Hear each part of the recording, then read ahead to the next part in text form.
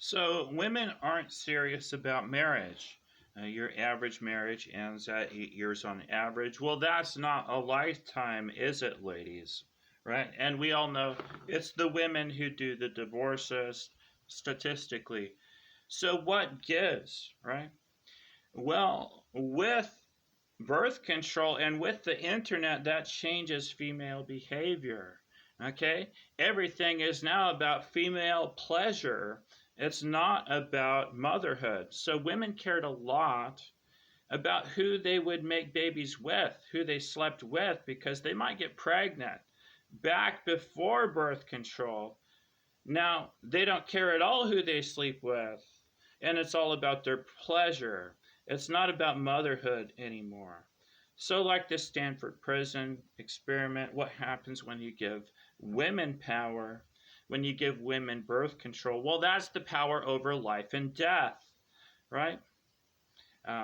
With abortion as well, right? So, women got high on that power and they called it women's rights. But there's only basic rights, ladies. It applies to both sexes. That child has an unalienable right to life, it actually gets to live. You just got high on your power fetish. Okay, so that's what the real government's going to tell you. So this leads to population collapse because it is a sexist anti-male government that cages the males for mating, right? So to have men approaching dating ads insult to injury, we're coddling the narcissist even more in a gynocracy where the males are caged for mating with you. What incentive do the men have to mate with you, ladies? If you all abuse law enforcement, right? Anytime you get a mood swing now, if you all cheat on your guy and you get your emotional support from the other hookers instead of building a healthy relationship with a man and a family, right? So, women care more about education than building a family now, right? Well, motherhood is a thing of the past, right? Did you learn about population collapse in college, right?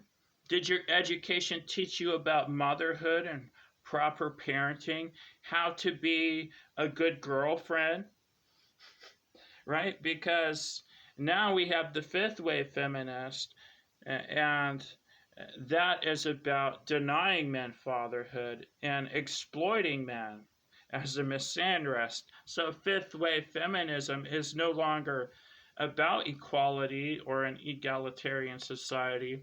It's about punishing men in general, right?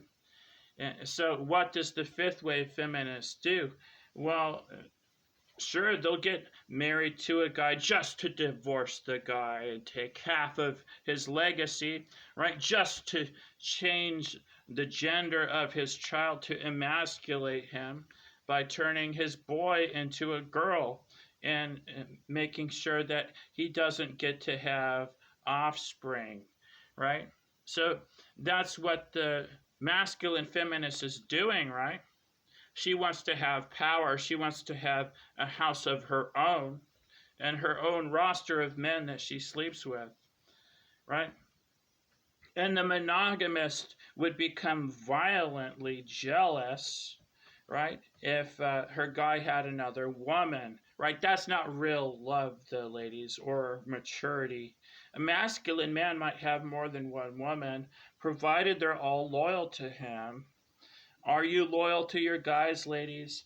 It turns out every celebrity gets divorced, gets dumped, right? You weren't good enough no matter who you became in life to the narcissist, right? So that's what it's saying. Hey, the narcissist is actually the one who dumped you, right? They're all busy telling me that I'm not good enough for them, and then I tell them right back, well, a narcissist will weed themselves from the gene pool, ladies.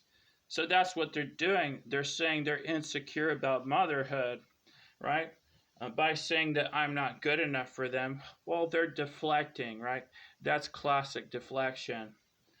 So women are insecure about motherhood, They would rather be hookers their entire life than ever have to make a baby because, hey, they have fear of the unknown. They've never made a baby before, and that might be scary, right? So, why entertain anything scary at all? Why entertain the unknown? You're going to see that women won't have babies at all, like in South Korea, right? And it's all about a big slap back to the men that have been uh, allegedly oppressing women through the ages, right? Why don't we have any female leaders, right? Well, I'm trying to teach women how to be a leader now, but they don't have the humility to listen, do they? Uh, Loyalty is royalty, ladies. No woman has been loyal to me my entire life. How can you be first queen of the continent and set a good role model to children if you're a big floozy? Right? You can't. And the public cannot name a single woman who would be a good role model to children. I coined 27 new types of narcissism women struggle with.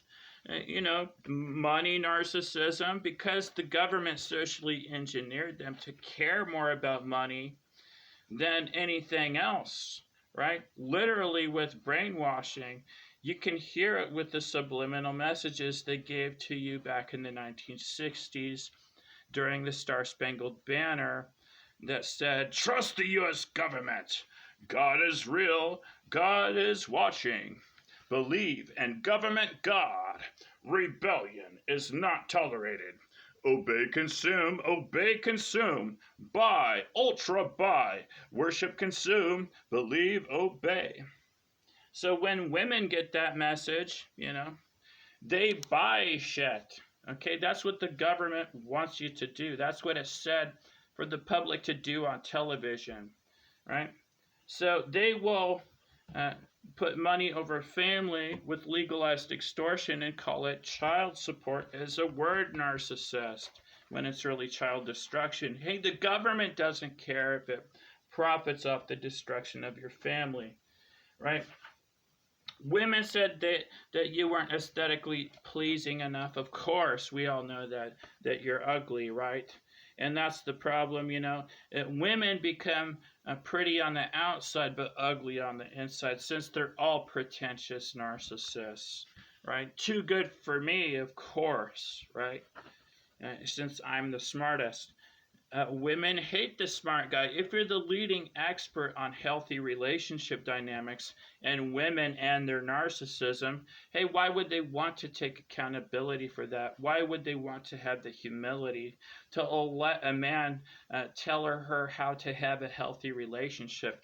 It requires actually being together, ladies, and now that's considered claustrophobic to the masculine feminist, actually being with your man. Right? So that is some kind of oppression. That's codependence, right? Well, being in solitude, like me as king of the incels, I have a 40% higher chance of mortality, ladies, by being alone all the time. That's higher than alcoholism at 32%. So I don't really care about my health, the same as you being alone all the time as a big hippie, right? Science says that's bad. So you're trying to find a woman, you're trying to find a man who's not a narcissist brat that you can trust, right? Who can you trust not to kill you if humans are the second most dangerous species next to the mosquito?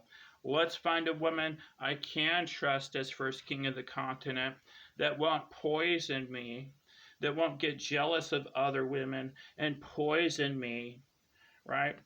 Let's find a woman who is not going to cheat on me so we can set a good example to children, right? Since all American women cheat on their man, right? They get a high off the deception as a covert sexual narcissist. So they like to have that loyal blue pillar sucker to cuckold and cheat on, right? To brag about cheating on that guy with the other hookers, essentially. Right? You're trying to find a woman that is beyond nationalism and religion, right? Very hard.